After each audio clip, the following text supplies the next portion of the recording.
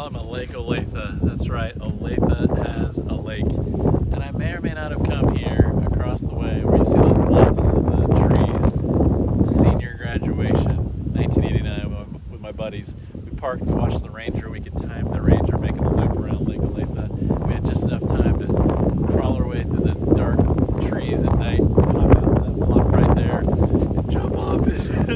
Don't do this. It's just crazy. It's a miracle of God. My mom's prayers have kept me alive. That's all I know. Anyway, I'm here at Lake Olathe because today's teaching from John's Gospel, chapter 6, is Jesus walking on the water. So let's just show you a little. I'm sorry for the wind. It's crazy, absolutely crazy. But remember, Jesus just fed the 5,000, and then Jesus disappears, and the 12 apostles are like, "What the heck? Where's God? Where are you, Jesus?" And they wait and they wait, and they're exhausted, they're tired, and it says in John 6:16 that they get in the boat. It's dark. They just shove off. Like, I guess God's not even real and not even here. And it says that they get across the Sea of Galilee, which honestly is not too much bigger than this. I've had the privilege of standing. It's more like a lake than a sea. It's just a few miles across. So anyway, they get out to where it's dark. The waves are so big, bigger than themselves, and they can't see Jesus. And they're in this moment. You know, Matthew's gospel records it as when Peter says, "Is it you, Jesus? Then I'll come. Tell me to come and I'll come." And he comes out. Peter's walking on the water. It's a whole exchange between Peter and Jesus. But in John's gospel, the apostles don't even have a part. It's just Jesus.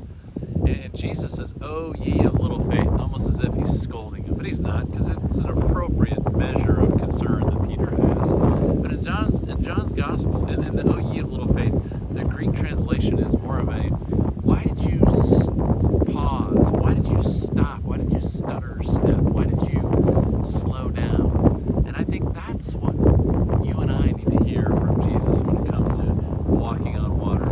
So in John's gospel, it's Jesus saying, "It is I." That's all we hear is, "It is I." In the midst of the storm, they've already gone so far that there's no turning back when that storm hits them. And maybe you feel like that in life. You've gone so far, there's no turning back. And Jesus shows up in the midst of your storm, our storms that we're in. And he says, "It is I," which means I am. And if you know the first half of the Bible, I am is a big deal. God shows up to Moses in the burning bush and says, "I am." Jesus later on in chapter 8 of John's Gospel says, "I am." And the religious leaders, the Pharisees, pick up stones to kill him because they know he's declaring that he is God. It's a statement of divinity. I am. It's not poor grammar.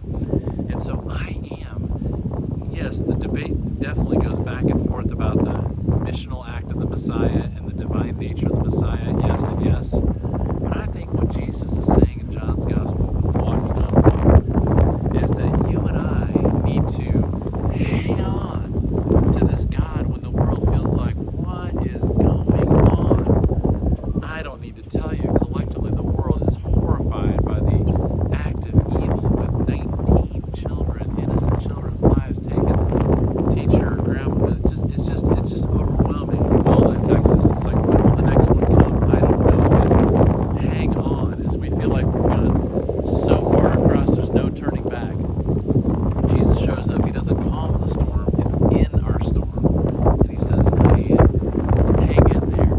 You might have given up because I've just seen Jesus do all these miracles. We're talking about the signs of Jesus.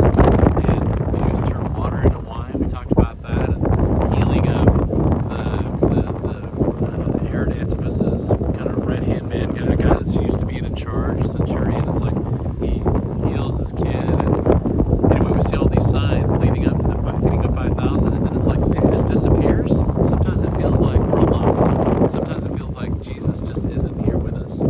Hang on, because I promise that coercion and evil will be overcome by grace and love.